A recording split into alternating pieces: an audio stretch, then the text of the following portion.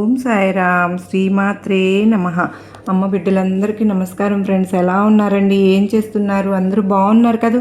మన అమ్మ దయ వలన అందరూ బాగున్నారని, బాగుండాలని మనస్ఫూర్తిగా అమ్మవారిని వేడుకుంటూ, అమ్మవారి కృపా కరుణా కటాక్షములు మనందరిపైన నిండుగా మెండుగా ఉండాలి అని మనస్ఫూర్తిగా ఆ తల్లిని కోరుకుంటూ, అందరూ సుఖంగా సంతోషంగా ఎప్పుడు కూడా ఆనందంగా ఉండాలి అని చెప్పి నేను కూడా అమ్మవారి తరపున మనస్ఫూర్తిగా కోరుకుంటూ ఉన్నాను ఫ్రెండ్స్. ఈరోజు అమ్మవారు అందించే సందేశం ఏంటి అంటే కనుక, బిడ్డ, సాక్షాత్తు దుర్గమ్మ తల్లే నీతో మాట్లాడడానికి వచ్చానమ్మా.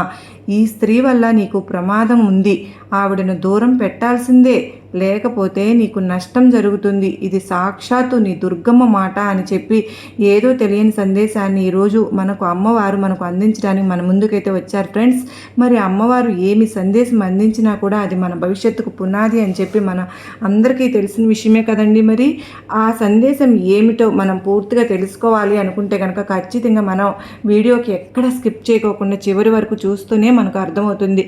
దానికంటే ముందుగా చాలామంది కూడా అంటూ ఉన్నారు, అక్క మాకు ఈ ఉగాది అనేది మాకు నిజంగానే షడ్రుచులతో మాకు ఆనందాన్ని పంచింది అక్క. మీరు చక్కని ఆ సందేశాన్ని అందించారు. మా జీవితాలలో కొత్త వెలుగును చూపించినట్లుగా అనిపించింది. అమ్మవారి సందేశాలు మాకు ఎంతగానో ఆ కష్టం నుంచి బయటపడేలాగా ఉంటున్నాయి. అటువంటి సమయంలో మాకు ఎంతో ఆనందం కలుగుతూ ఉంది. ఏ కష్టమైనా సరే మేము తేలికగా బయటపడిపోతూ ఉన్నాము. ఈ రోజు ఇంత ఆనందంగా జీవితంలో ముందుకు అడుగు వేస్తున్నాము అంటే ఖచ్చితంగా అమ్మవారి సందేశాలే. ఏ సమస్యలున్నా కూడా అమ్మవారి ఆశీస్సులతో మాకు తీరిపోతూ ఉన్నాయక్క. మీకు చాలా కృతజ్ఞతలు అని చెప్తూ ఉన్నారు. మీకు అంతగా నచ్చినప్పుడు చిన్న లైక్ ఇవ్వడం మాత్రం మర్చిపోతూ ఉన్నారు ఫ్రెండ్స్. మీరు చిన్న లైక్ ఇస్తే నాకు ఎంతో సపోర్ట్ అవుతుంది. మరికొంతమందికి వీడియో అనేది రీచ్ అవుతుంది. మీరు అలాగే సబ్స్క్రైబ్ చేసుకోవడం కూడా మర్చిపోతూ ఉన్నారు. తప్పకుండా మీరు సబ్స్క్రైబ్ చేసుకోండి. మీకు ఎటువంటి సమస్యలు ఉన్నా నాకు కామెంట్ సెక్షన్లో షేర్ చేయండి. నేను అమ్మవారి గుడికి వెళ్ళినప్పుడు తప్పకుండా మీ గురించి పూజ అయితే చేయించుతాను. పరిష్కారం అనేది అమ్మవారు చూపిస్తారు. ఇక 100కి 1000% మీకు సమస్య నుంచి బయటపడే ఛాన్సెస్ అయితే ఉన్నాయండి.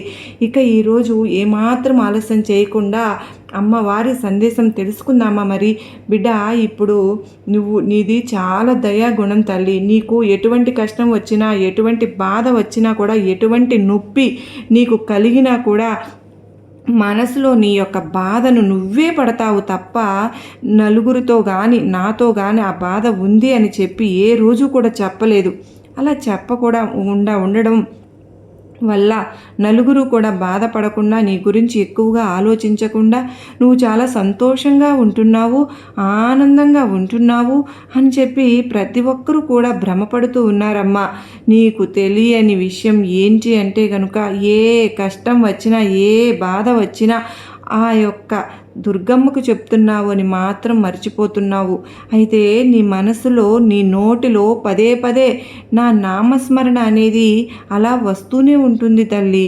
దుర్గమ్మ, నాకు ఈ కష్టం వచ్చింది, దుర్గమ్మ నాకు ఈ బాధ వచ్చింది, ఈ కష్టం ఈ బాధ వెళ్ళిపోయేలా చూడు తల్లి, తట్టుకోలేకపోతున్నాను దుర్గమ్మ అని చెప్పి ప్రతిసారి, ప్రతి సెకను, ప్రతి నిమిషము నువ్వు నా పేరును తలుచుకుంటూనే ఉన్నావు.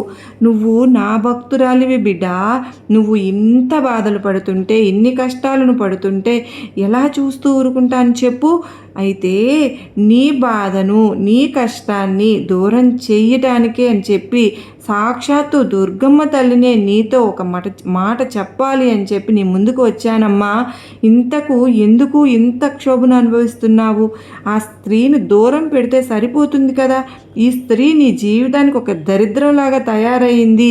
ఈ ఉగాది నుంచి నీకు మారాలని నీకు ముందే చెప్పాను కదా. ఈ రోజైనా ఈ స్త్రీ వల్ల నీ జీవితంలో ఎన్నో కష్టాలు నష్టాలు జరిగాయి, ఎన్నో కష్టాలు వచ్చాయి. ప్రస్తుతం కొన్ని కష్టాలను కారణం కూడా ఈ స్త్రీనే. ఇదంతా కూడా నువ్వు గమనిస్తూనే ఉన్నావు. అయినా కూడా నీకు ఎవరో తెలియనట్లుగా, ఎవరు ఆ స్త్రీ చెప్పమ్మా దుర్గమ్మ, ఎవరు తల్లి ఆ స్త్రీ, ఎవరు ఆ స్త్రీని నేను దూరంగా ఎందుకు పెట్టాలి చెప్పు తల్లి అని చెప్పి చాలా కంగారుగా ఆతృత పడుతూ అడుగుతూ ఉన్నావు. అంత కంగారు ఎందుకు? కాస్త నెమ్మదించు, చెప్తాను కదా.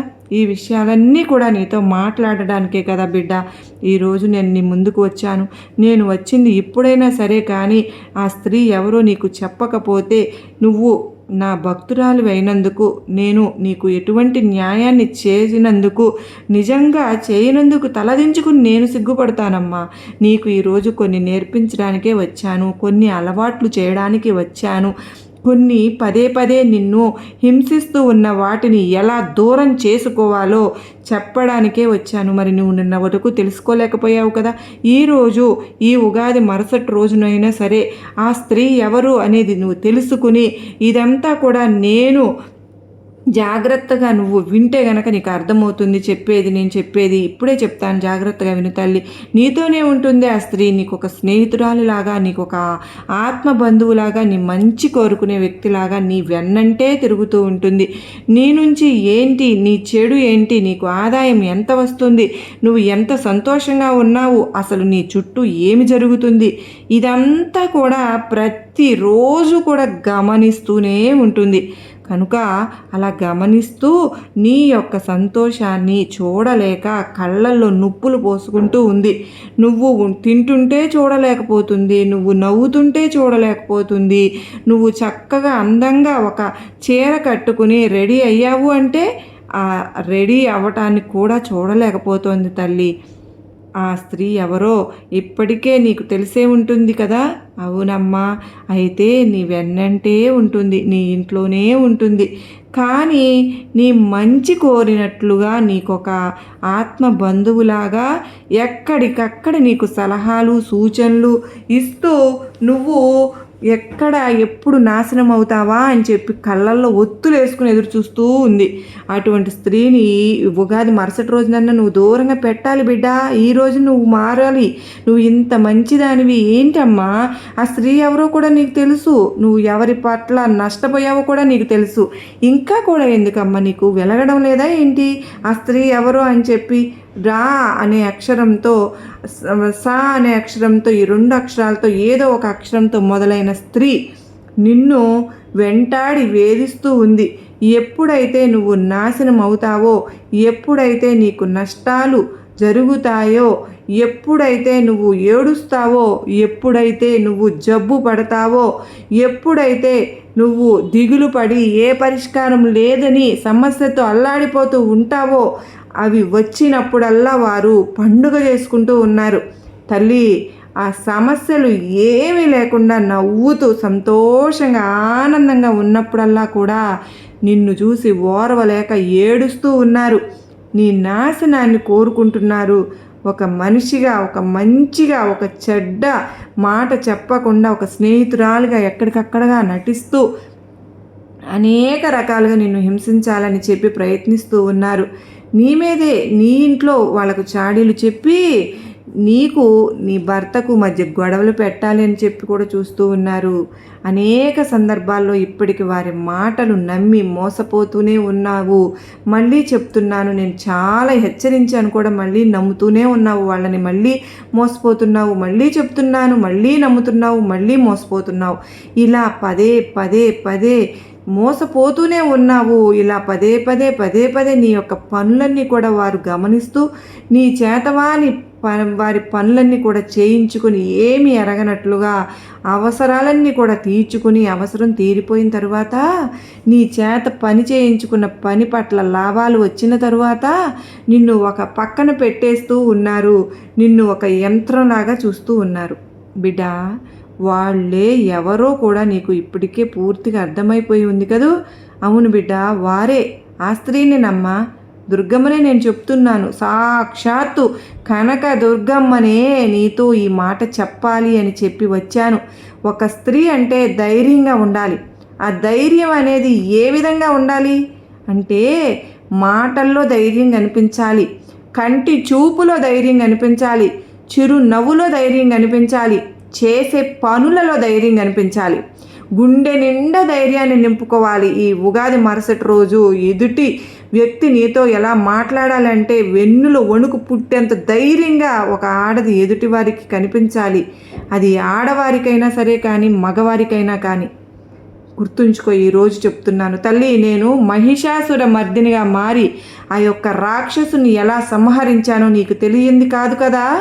మరి ఒక స్త్రీకి ఉన్న శక్తి ఎంత గొప్పదో నీకు తెలియంది కాదు కదా.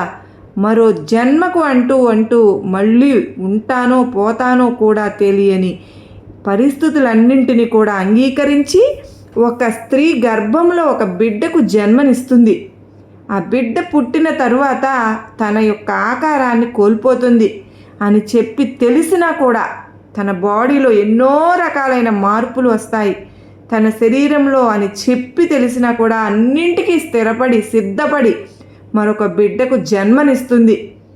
అంత గొప్ప స్త్రీ ప్రతి స్త్రీలో కూడా దేవత కొలువై ఉంటుంది. ప్రతి స్త్రీలో కూడా ఈ దుర్గమ్మ తల్లి కొలువై ఉంటుంది. కనుక ఈరోజు నీకు ఇవన్నీ చెప్పాలి, ఇంకా గట్టిగా చెప్పాలి. మళ్ళీ మామూలుగా చెప్తుంటే వినట్లేదు కదా, ఎందుకు చెప్తున్నాను అంటే కనుక ఇందుకే. స్త్రీ చేతిలో ఒక ఆడదానికి ఆడదే శత్రువు అని చెప్పి అంటూ ఉంటారు కదా బిడ్డ. ఆ స్త్రీలో నువ్వు మోసపోకూడదు తల్లి. నీ యొక్క మంచి మనసుకు తీపి కాస్తంత పక్కన పెట్టి ఎప్పుడు కూడా మంచిగానే ఉంటూ ఏం సాధిస్తావు చెప్పు. ఒక్కొక్కసారి నువ్వు గడుసుగా మారితేనేనమ్మా సాధించగలుగుతావు. కొన్ని మాటల వలన నీ వెనుక యొక్క మనిషిలో మార్పు రావాలి తల్లి. నువ్వు ఎప్పుడు కూడా ఇలాగే ఉంటే ఎలా? మారాలి బిడ్డ, మారాలి. వారు నిన్ను ఈ ఆట ఆడిస్తూ ఉంటే నీ దుర్గమ్మ నేను చూస్తూ ఊరుకుంటానా చెప్పు? ఇప్పటికే నిన్ను వారు ఎన్నోసార్లు అవమానించారు. పెళ్ళైన దగ్గర నుంచి నీతో ఒక ఆట ఆడుకుంటూనే ఉన్నారు. వారు నోటితో మాట్లాడుతూ నొసలతో వెక్కిరిస్తూ ఉన్నారు. ముందు ఒక మాట మాట్లాడుతున్నారు, వెనకాల ఇంకో మాట మాట్లాడుతూ ఉన్నారు. నీ యొక్క పరిస్థితులన్నీ కూడా తెలుసుకుంటున్నారు. నీ బిడ్డల భవిష్యత్తు గురించి కూడా ఆలోచిస్తూ ఉన్నారు. నువ్వు బాగుపడుతున్నా, నీ కుటుంబం బాగుపడుతున్నా, నీ బిడ్డలు బాగుపడుతున్నా కూడా వారు రెండు కళ్ళతో చూడలేక వెక్కి ఏడ్చుకుంటూ ఉన్నారు తల్లి. అటువంటి వారిని నువ్వు దూరం పెట్టేయాలమ్మా. అలా దూరం పెట్టేస్తేనే నువ్వు సంతోషంగా ఉండగలుగుతావు. మరి అలా దూరం పెట్టాలి అంటే నేను ఏ విధంగా మారాలి తల్లి దుర్గమ్మ చెప్పమ్మా అని చెప్పి అడుగుతూ ఉన్నావు కదూ. అయితే దుర్గమ్మనే చెప్తున్నాను. అతి మంచితనాన్ని తీసి పక్కన పెట్టు. ఎవరు నీతో ఎలా మాట్లాడుతున్నారో ఆ మాటల వెనక లోతుని గమనించు.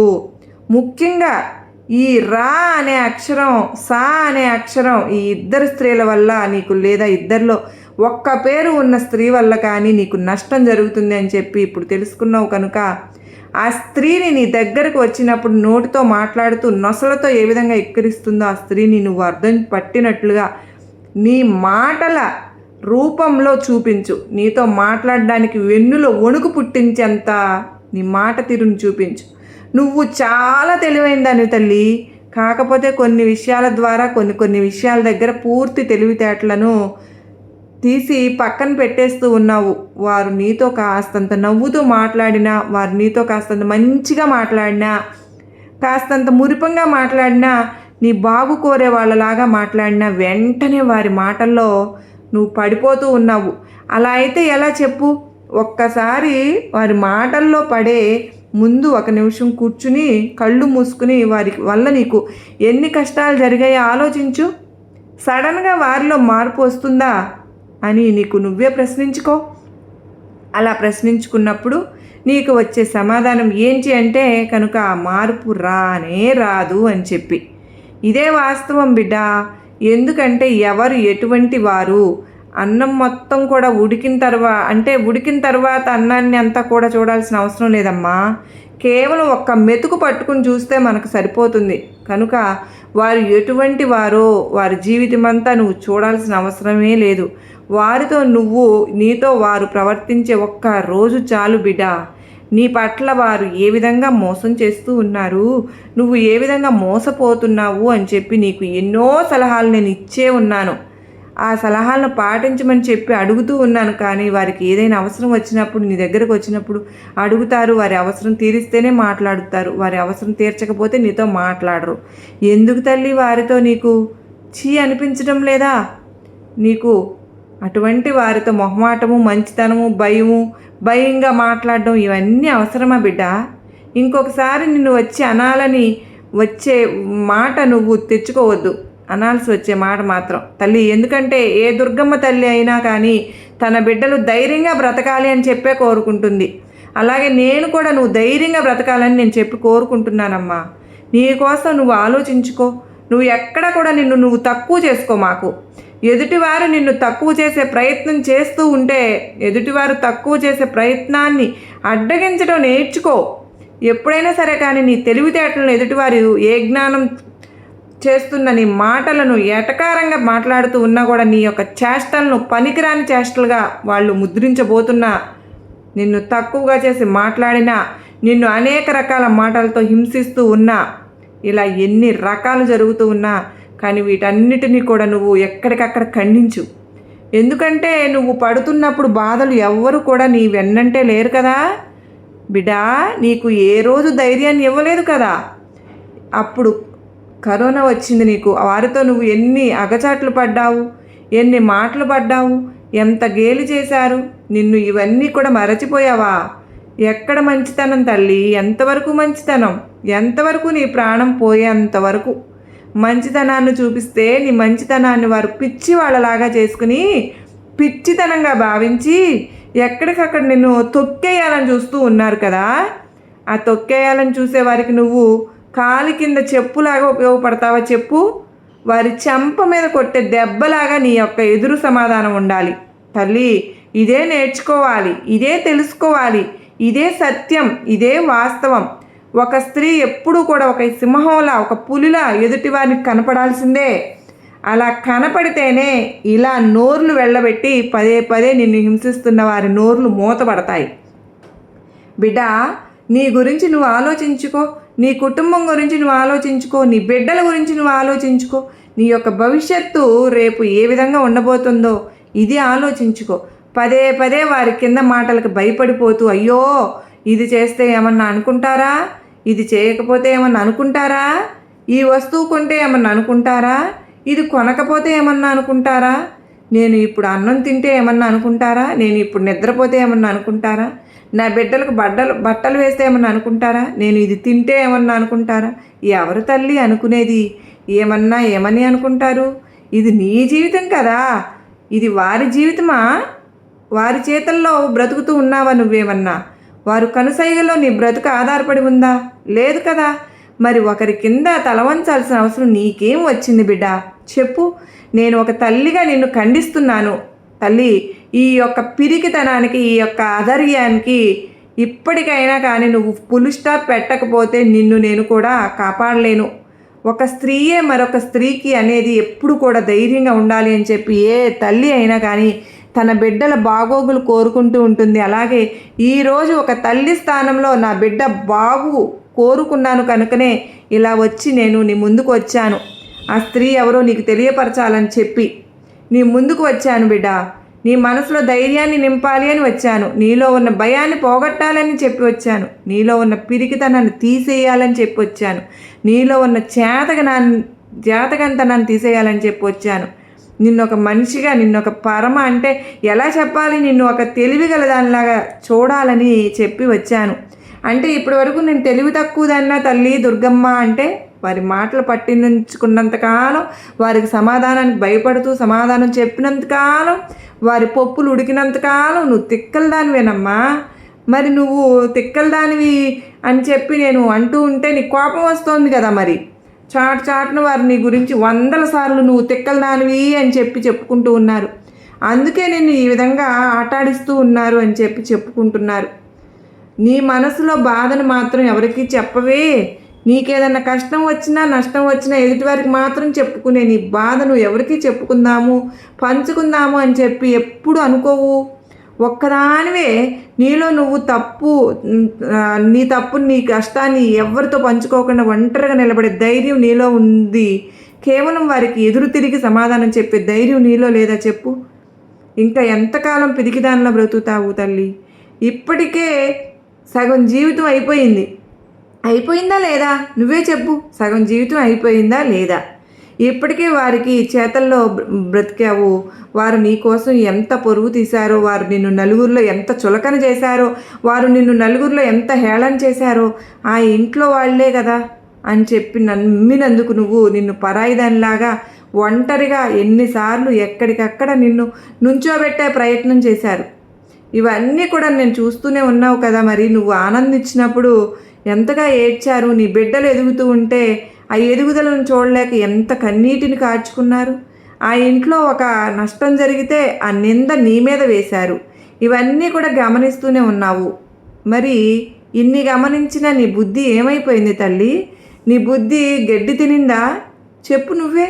బిడ్డా, ఒక బిడ్డను తిట్టే హక్కు ఒక తల్లికి ఉంటుంది. ఇప్పుడైనా కానీ మారకపోతే ఈ ఉగాది మరుసటి రోజున ఇంకా మారలేదని చెప్పి నేనేం చేయలేను, కుక్క కాటుకు చెప్పు దెబ్బ అన్నట్లుగా బ్రతకాలి. కానీ నీలో ధైర్యం నిండాలి అని ఒక విషయాన్ని చెబుదామని ఇంత కొంచెం కటువుగా మాట్లాడాను ఈరోజు నీ ముందుకు వచ్చి. లేకపోతే నువ్వు నష్టపోతావు, సాక్షాత్తు ఈ దుర్గమ్మ మాటను ఆలకిస్తావు అని చెప్పి నమ్ముతూ ఉన్నాను అని చెప్పి ఈరోజు దుర్గమ్మ తల్లి నేను నీకు ఆశీర్వాదములు ఇస్తున్నాను బిడ్డ అని చెప్పి ఎంతో అత్యద్భుతమైన సందేశాన్ని మనకు అందించారు కదా ఫ్రెండ్స్. మరి ఆ సందేశం మనకు నమ్మకాన్ని, ధైర్యాన్ని కలిగించింది. ఆ గొప్ప ఆంతర్యం ఉంది కదూ. ఈ సందేశం మీ అందరికీ కూడా నచ్చింది కదూ, నచ్చింది, అర్థమైంది కదా అని అన్నట్లు అనిపిస్తే ఈ వీడియోకి ఒక చిన్న లైక్ అయితే ఇవ్వడం మాత్రం మర్చిపోదు. అంత మాత్రమే కాదండి, కింద కామెంట్ సెక్షన్లో శ్రీమాత్రే నమః అని టైప్ చేయడం కూడా మర్చిపోవద్దు. రాకపోతే మీరు చిన్న నమస్కారం సింబల్ అయినా సరే ఇచ్చి నాకు సపోర్ట్ చేయండి. మరో చక్కని అమ్మ సందేశంతో మళ్ళీ కలుసుకుంటాను. అంతవరకు ఓం నమః శివాయ. సర్వే జనా సుఖినో భవంతు.